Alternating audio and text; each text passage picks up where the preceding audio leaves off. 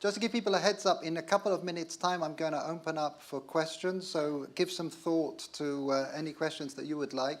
But if we just zoom out for a moment, I have to say, for somebody who was born a month before the UN resolution that led to the establishment of the State of Israel, you are in incredible condition. And then the question is that we're asking around the time of Yom Ha'atzmaut, Israel Independence Day, is what sort of condition is the State of Israel in after 67 years? And for somebody who is in an unusual position, who really sees the very, very top of Israeli society, at least intellectually, but has also chosen to become very active in those areas of social need. So you see Israeli perspective, a very broad perspective.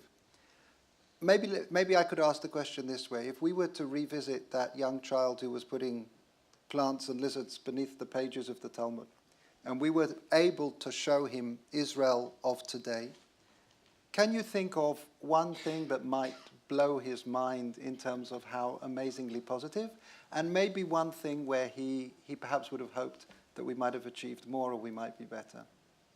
Let me put it this. First of all, it's a little bit strange for me because I'm a scientist. I remember that after the Nobel Prize, I was asked, what are my hobbies? So I said, well, my main hobby is science. I mean, why should a scientist have? You don't ask a pianist or a sculptor or a painter whether he has a hobby. My hobby is my science. I'm sleeping science, I'm eating science, I'm thinking science. But then I said something about chazanut. I said I love chazanut, which is Jewish cantorial music. I have a huge collection. Me and my brother are sharing this hobby. And then all of a sudden, it was interpreted politically. And that was the time that Sharon decided to do the unilateral withdrawal from the Gaza Strip. And then people said, he likes chazanut, so maybe he's religious, so maybe he will be with us, and we will oppose the withdrawal from the Gaza Strip. And they identified me, and they called me. And they said, come and protest with us. So I'm a scientist. But nevertheless, I'm a citizen of the State of Israel, and I read newspapers, and I'm involved. So the State of Israel is a miracle. Let's don't make a single mistake. It's a true miracle. In 67 years, we built what no other nation has built. Universities. Actually, it's a miracle. If you think about the Israeli major two universities, they were built before the country. The Technion is 112 years old, and the Hebrew University will be actually 90 years old, because I'm a graduate of the Hebrew University this coming Wednesday, and the keynote speaker in the major event celebrating 90 years to the Hebrew University. So we had the universities before we had a country. Show me a country in the world that has universities before they had, the founders of these two institutions thought that there cannot be a country without first having engineers and teachers and people that will absorb the country and will take it. So Israel is a miracle. There is no doubt about it. But even miracles are undergoing accidents from time to time. And these accidents I may not like them, and I criticize them. And what happened, I think, in my opinion, in recent years, not this current government and not the previous government, first of all, the Israeli society is divided. It's divided into many sections and to many camps.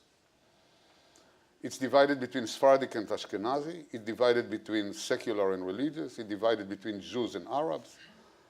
It divided between the Russians and the Moroccans, and it divided in many, many ways. And even the religious Jews, they are the ultra-Orthodox that do not serve, and the more national religious that do serve, that do take part, and so on and so forth. And the schism and the gaps and the valleys have deepened and deepened and deepened to the point of hatred, to the point of hatred. And if you followed the last Israeli election campaign, you could see the hatred saturating there. I mean, saturating there.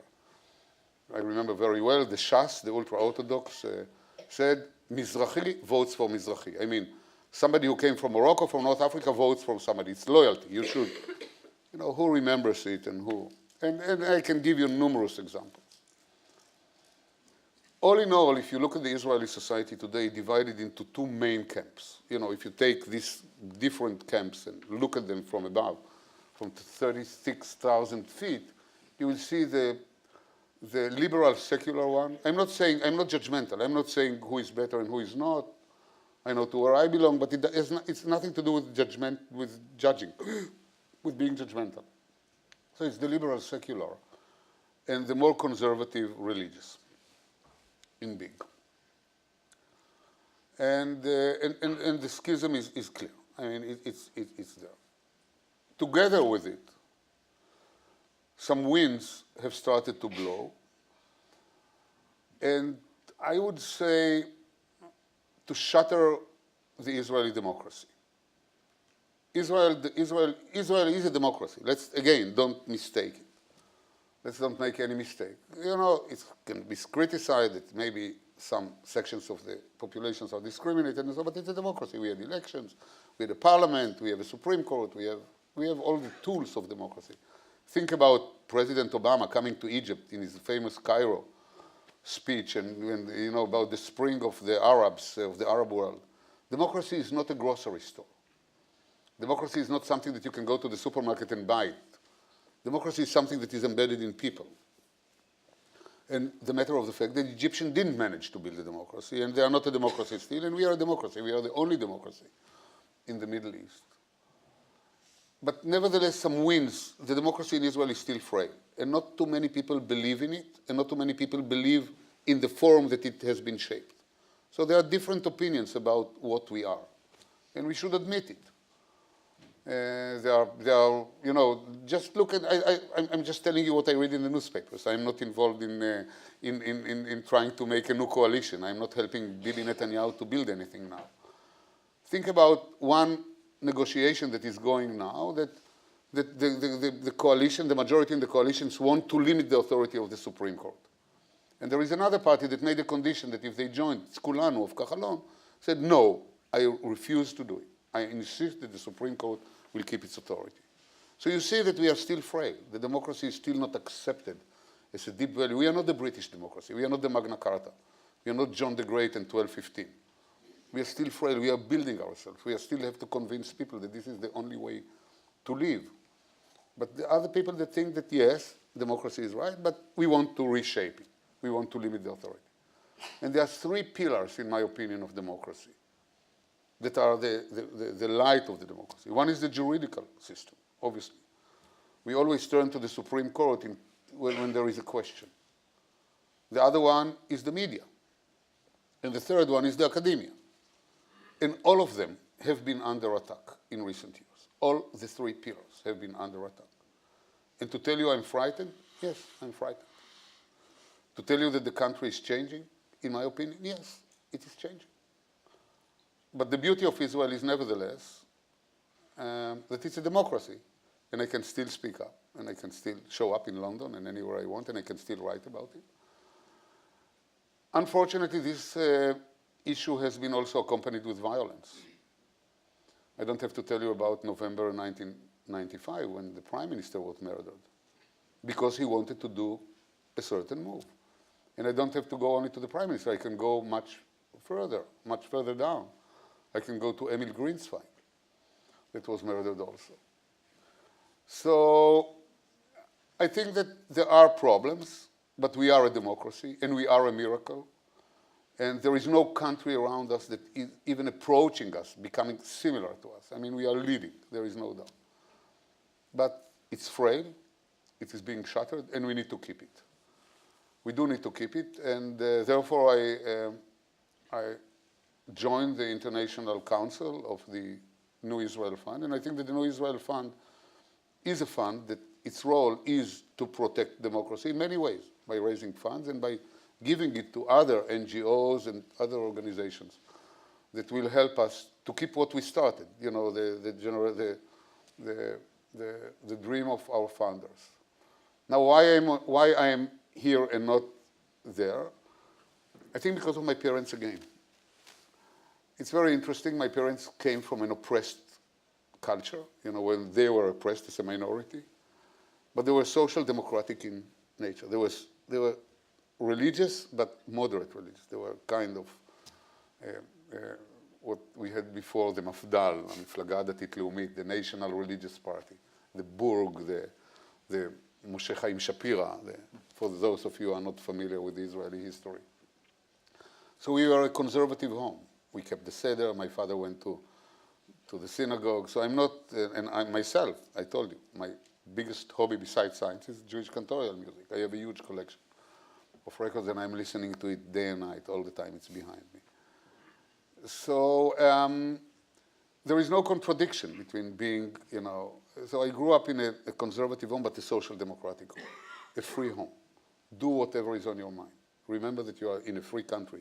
We escaped anti-Semitism in order to live as free people in our country. And that was the mission, the message that my father left with me. And therefore, I was shaped also in this way. And I'm writing about it in the newspapers. I'm talking about it even now. And I believe that it will be good. I believe that at the end, it will be good. It's stormy. And now, these are stormy days for the country, but it's still a democracy. There will be a coalition. And there will be a parliament. And hopefully, the authority of the Supreme Court will be kept. The media will be free, and the universities too, the academic people. And I must tell you, as a closing statement, does democracy and freedom important to science? Extremely important. I'm going a lot to China. Actually, I came from China just last week. And I'm helping the Chinese shape. And the Chinese are always wondering, how is it that this little nation in the Middle East have 10 Nobel Prizes and we, the 1.5 billion? And I tell them, well, I don't tell them in public, but I have very good friends in China. Your Nobel Prize winners in literature and in peace are in jail. It's human rights and it's freedom. Whenever you're afraid of the authority, whenever the authority threatens you, you are not free anymore. You even there is a danger that you will direct your science. Think about the big heroes of history. Think about Galileo. I'm a member also of the Pontifical Academy of Sciences. It's interesting. The only religion that has a science academy is the Pope in Rome, in the Vatican. Remember Galileo, remember Giordano Bruno, people that were ready to sacrifice their life on the truth because the church persecuted them. So it was science. It was whether the earth and human beings are central or whether the sun is central. They believed in heliocentrism, that the sun is the center, but the church didn't believe in it and they tried to convince them. Think about Lysenko and Stalin, how he diverted the Russian agriculture in order to be likened by the ruler. So these are extreme examples. We are in Israel far away from it. But the principle is there. Science and any creative field, let it be poetry, let it be, because whenever you try to suppress, the poetry changes direction. Either it goes underground, and you will see underground art, or it's shut down. I mean, it has an effect on every aspect of life. And in my opinion, the very success of Israel, and again, I'm stressing it, Israel is a great success. I'm proud to be Israeli. I was born in Israel. I live in Israel. I never had any thought of living in Israel. And I will die and be buried in Israel. It's a great country. But in order to secure its long-term existence and its long-term flourishing, we need to be completely free. And protecting democracy is one of our main, if not our main aim in the future. There is no doubt in my mind about it.